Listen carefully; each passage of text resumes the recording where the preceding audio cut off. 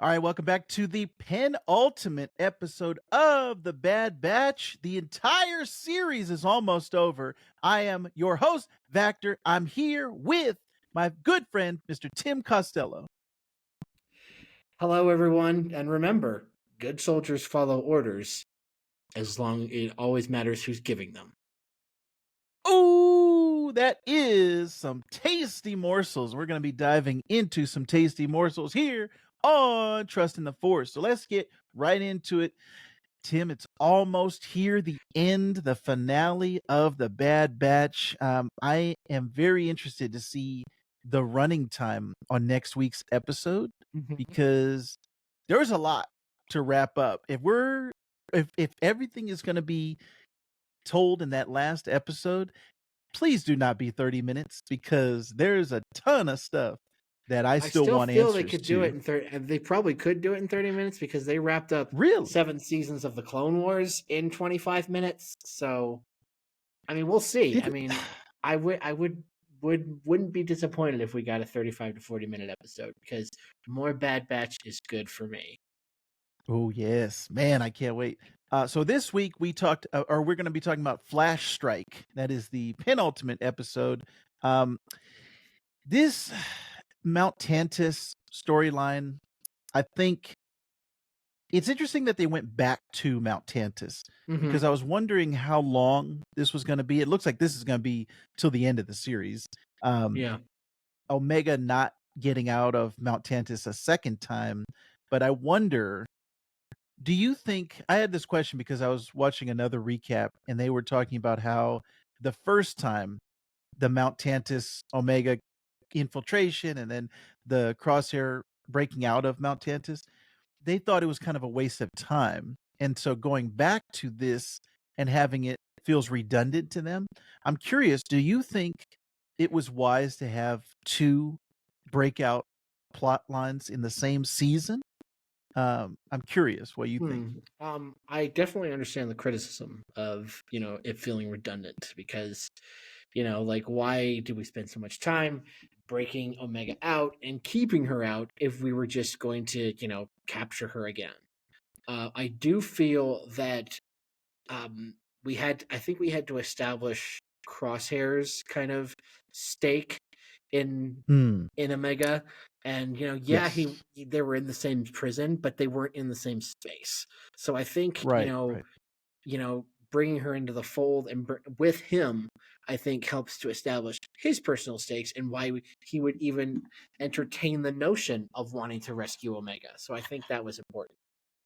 Right. I think that's 100% accurate. I really like, and we talked about this before in a previous episode. I like Many times. Crosshair's arc, and he's become my favorite of the Bad Batch in this season, the third season. Crosshair has become like the focus, and if he doesn't have like some type of redemptive sacrifice at the end here, I think I'm going to be disappointed. And I'm also going to be disappointed, Tim. There's a lot of Vactor disappointment coming up here. Maybe Let's start a list. I'm writing it down now. If we do not get something else out of Ventress, if Ventress doesn't come back, if she doesn't have something else to do besides that one episode, Yeah, I'm gonna feel let down because the trailer and the anticipation of her, I thought she was gonna be a main character in this season. I thought she was gonna have something like a huge storyline, and we never even got an explanation for why is she alive. So they can definitely do something. Well, I want the reference to it's Dark Disciple, right? Is that the Dark the Disciple's novel? book. Yeah. I want a reference. I want some Quinlan Voss name mention. I want something. I want some more. They could definitely do something like a side story or something. Maybe there's another season of Tales of the Jedi or Tales of something coming up. But I'm curious if they don't touch on Ventress in this next episode, will you be satisfied with what we got earlier in this season? You personally? I don't know because I felt like the episode that she appeared didn't really not only do much for her, but to do much of her interaction with the Bad Batch, because it felt like Right. very like, oh, she's just telling the Bad Batch everything that we know, and it Right. just really didn't further her arc, didn't further their arc. I liked the, calling her a separatist assassin and things like that, and I wanted more out of her, and maybe we'll see more of her in the finale, but we just have to see. Yeah. I'd love to see, like, her teaching Omega about beast, the force power of beast meditation, or, like, calming the beast. Like, I wish they would say it on, because we, in our Star Wars fandom, like, we know these things, and we have bits and pieces from other materials and things, but I want them to say it out loud, like, "Oh, okay, these people have different force powers," and you being a High Republic guy, Yeah, I was knowing about to about the say. Song of the Force and Mhm. these, I want more of that. Like, I want it Yes, said they've out done that. loud. They've said that out loud in the High Republic with certain characters. Like Avar Chris. There's another character, Ram Yes, Jamaram, yes. who uses the Force uh, to build things and to fix things, kind of like how Anakin did when Oh, he was oh, younger. nice. So yeah, they do that. So, but Yeah. talking about Beast stuff, I really loved the reappearance of the Zillo Beast from the Clone Ooh, Wars. yes, That was yes, that was really yes, cool. And I was like, yes, ooh, Zillo Beast. And takes us back to that arc, that Zillo Beast arc, and that the Emperor, through when it was the Republic, had captured the Zillo Beast, and that this Zillo Beast scales was impervious to lightsabers, and so yes, that would and be blasters. and blasters. That armor's too strong for I blasters. Yeah. I loved that. That first Zillo Beast, the introduction of the Zillo Beast in the Clone Wars, that was one of my favorite. It was like a kaiju episode Hmm. in Clone Wars. Yeah. I love that. And then the second time they brought it back and kind of, okay, we're experimenting on it, and Palpatine wants to use this. This is a great way to bring it back, and I'm hoping that obviously we're going to get something, because it's that Chekhov's gun. They're not going to show it and then not use it again. So we're definitely going to get something in this finale. Here's So a the wild Zillo theory Beast. I just came up with just Uh now. oh, Uh, let's hear it. um, we have that line in Empire that armor's too strong for blasters. What if the scales from the Zillo Beast were used to develop the walkers? And that's why Oh, the armor was too strong for blasters. I mean, that would everyone can let me that'd know be in a the great tie-in. comments if that tracks, but maybe that's what happens. That would be a great tie-in, and bringing two things that were written decades apart Hmm. together and tying it all. It all makes sense. Yeah, I love that. Yeah. That's a great theory. I like that, Tim. I like it. Keep those theories coming here on Trust in the Force. This episode, I had a lot of fun with Rampart and the crash. uh, There's a ton of comedy that was in yeah. this episode, of him just being scared, and the Bad Batch being like, "Come on, The man repelling up," scene, basically. Yes, that was specifically. fantastic. Yeah, Yeah, I because I love that. the Bad Batch are ready to hook on and and jump out of the ship, and Rampart's like, no, I don't want to do that. Yes, and that and was great. and then he is hanging like by a thread because his harness stops working, and I just always I'm reminded of those scenes in Spider-Man, in like the later Tom Holland Spider-Man movies, Hmm. when uh Spider-Man is swinging MJ and MJ is Oh, just yeah. screaming. Yes. It Yeah, just brought a sense yeah, of realism to those things that we see so yep, often in Star Wars and these action right, films, that we're just like, oh, this is cool, but what it would be like to actually, if you were actually there. And right. that Rampart was just, I mean, a lot of things were happening in this episode because, as we've said, it is the penultimate episode. And with a penultimate episode, there's a lot of table setting. There's a lot of setting things up because we're not only having the season finale, but we're having a series finale. So there's a lot of table setting going on. And, we have the like Omega's escape plan that she's developing. And we also have the stuff with the Bad Batch. Echo is on board and has a really cool scene with Emery. We'll talk about that. Oh yeah. Um, but lots of table setting, and we're like setting the stage for this finale.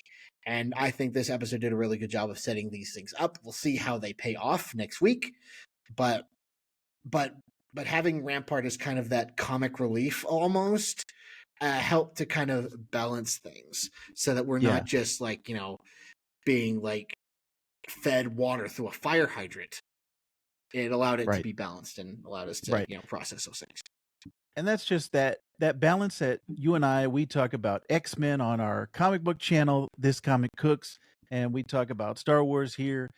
All of these shows are balancing. They're doing this balancing act between comedy, drama, and action. And that is to me like that perfect formula of if you can get those three plates spinning at the same time, Mm-hmm. and the Marvel Cinematic Universe does this also.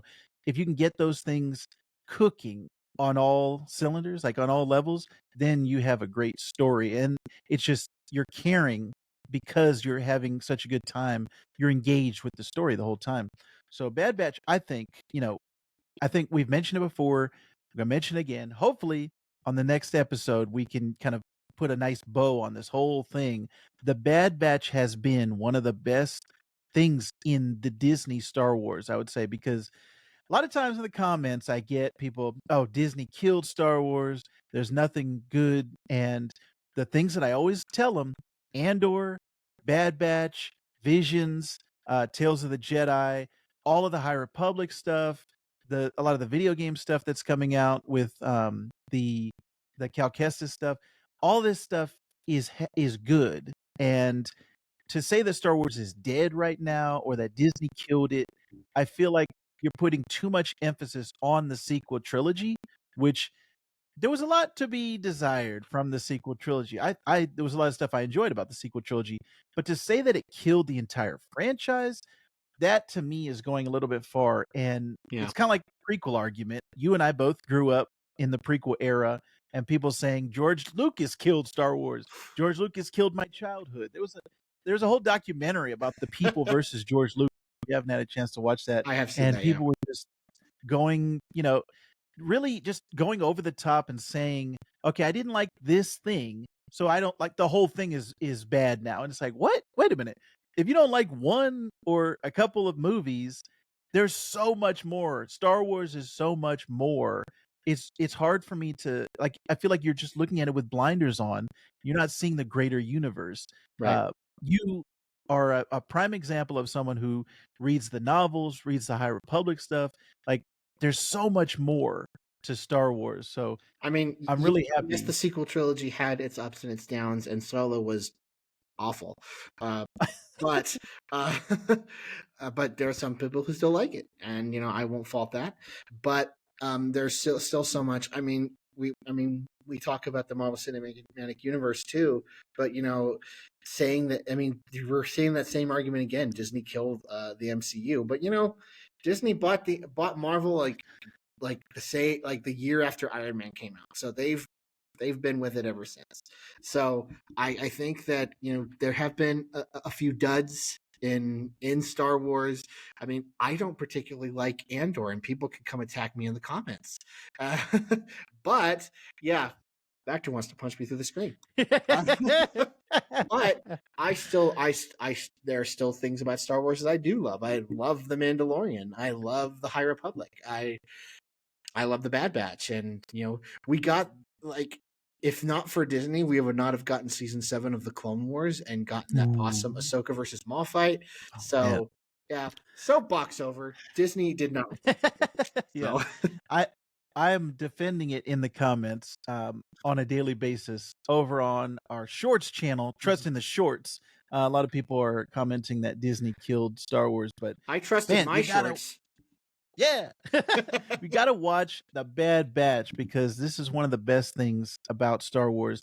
I'm really hoping that this finale, like I said, wraps everything up nicely. But this penultimate episode, we got a lot of Omega, her kind Hmm. of again, we talked about it last week with her becoming a soldier and her becoming the the end result of her being with the Bad Batch for these 3 seasons, going from a, wide-eyed, starry-eyed kid to this hardened veteran, like, "I'm gonna get you guys out. I got a plan. I got tools. I'm gonna do everything I can." And her optimism still shining through, her being her superpower. Um, I just really like the way that Omega is shaping up.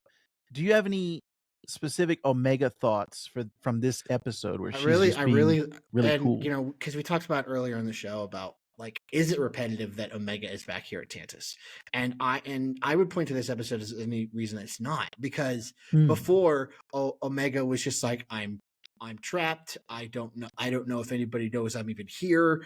Uh, I don't, and like, but being, and I think being with Crosshair helped her to, so when she was back here, she could, like, yes, she's optimistic and thinks that, her brothers are gonna, bust her out, but because now they know that she's there, they can find her, and but she's still not, but she's still not gonna lie down until they get there.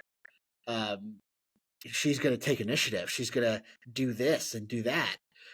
And I really loved, when the Empire is shooting down uh, the Bad Batch's ship. That was really cool because, and then you hear the reverb from the laser, and Omega just says, "My brothers are here," and like, now I can push my plan into overdrive. Now that I know they're here. And at the end, when she says, "I've got a plan," and the episode just cuts, and not only does it cut, it like has this drum thing going on like before the credits roll. I'm just like, I was ready for the next episode like after that second. So yeah, Omega's storyline here was great. Like, it was Yes, very man, Die Hard too. yeah, 100%. There's a ton of stuff to love with Omega. Also, something to love. And speaking of the actor who plays Omega, Michelle Ang or Ang, one of those, she voiced Emery in this episode, as she has throughout the series, and D. Bradley Baker voiced Echo and the clones. They had a fantastic scene together. You alluded to it Yes. earlier Yes. in this episode. The kind of resistance to trust her, and him saying, "Hey, you're a clone. Why don't you care about your people?" That was all some great drama. Like Yes. the insights into that, the background, the interplay between those two was fantastic. But what were your thoughts when you were watching that Echo Emery exchange? Like, everything with Echo in this episode was great. I really loved like the fact that, he's in a stormtrooper outfit, and then he runs into a droid and he starts talking, and he's like, the droid's like, "Wait a minute," and he just shoots it. That was great. Boring But conversation anyway. boring conversation anyway. Hunter, we're gonna have company. um but the scene with Emery and Echo was just fantastic because you felt the tension. And I think if we hadn't had, I mean, we've been rooting for Emery, and Cena is somewhat sympathetic for this whole season. But if we hadn't had that episode that was exclusively focused on her, I don't know if we would be on her side as much. And I think that helped because, when Echo says, "Why aren't you trying to save your people?" Basically, Emery's trying to do what Nala Sayers is trying to do. Is trying to keep the Empire at bay, and trying to make sure that they don't get too far into the M count stuff. Um, because she has a feeling of what they're doing, because she doesn't like seeing these innocent children tortured. And on the innocent children thing, because obviously, when the Empire is in the cell, the kids are trying to stall them so they don't try to draw Omega's blood. And one of the kids says, "Well, I'm hungry," and the other doctor says, "It'll pass." And I was like, "Dang, that was cold." That was cold-blooded. That's right. Yes. Yeah, that was like, we've seen so many instances this season of how evil the Empire is, and that was another instance where it's just like, the kid is hungry, you're not going to feed it. No, it'll pass. Yeah. You'll be fine. That was crazy. Like, I mean, that's just them, just that shows them how they feel about these experiments, not as living, specimens. These Hmm. are or not as people. These are specimens. Right. Same way with the clones. Same way with droids. We've talked With about that aliens before. Just too, because you yeah, you notice that throughout Star Wars, and when we're in this era of the Empire, we never see any aliens. So not only right, do they right. they feel people are instruments and a means to an end, they're also racist. Oh And yeah, yeah, so I mean, and everybody's British, so obviously they're definitely racist. So yeah, so yeah, seeing the Empire being so cold blooded again is another strength of the season. So, yeah, and the series, really. man. Yeah, 100%. And it's just another this Bad Batch is just another kind of brush stroke in the overall painting that we have. And just you're getting more nuance and hopefully finding out about Project Necromancer, like we've talked about many times before. Hopefully we will find out some more about how Palpatine returned or maybe Snoke, some other things. That's why I'm like so many things to me are resting on this finale. Like I really hope they give me something that I can kind of hook onto and say, okay, now I feel like some questions have been answered. Yeah. It's not going to ruin the whole series for me, but I'm really hoping that we You get something. they're not necessary, but you would like them to be answered. And Yes. if not now, when? Yes, 100%. I'm curious what our listeners or our viewers, if there's any kind of theories or if there's any dangling plot threads that have not been answered or addressed, what are your thoughts? Do you want to see more out of this Bad Batch finale?